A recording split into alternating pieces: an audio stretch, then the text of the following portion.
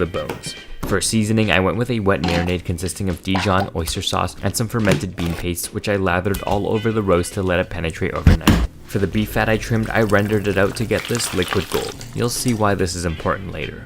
I roasted the bones with some bone marrow that I've had for way too long in my freezer and made a beef stock which will be the base for a tasty jus. The next day I blended together a ton of peppercorns. White, pink, green, black with some mushroom seasoning and brown sugar, covered the roast and let them sit for another day in the fridge. On Christmas Day I threw the roast in the oven at 250 F until the internal temp hit 123. Unfortunately, one of the roasts had to be cooked the medium well, so I threw it in for a little.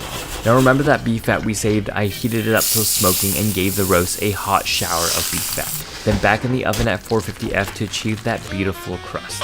For the sauces, I reduced the beef stock I made into a sticky and shiny jus, and also made a nori butter sauce that was ultra savory and rich. Both prime ribs ended up turning out pretty much exactly as I intended.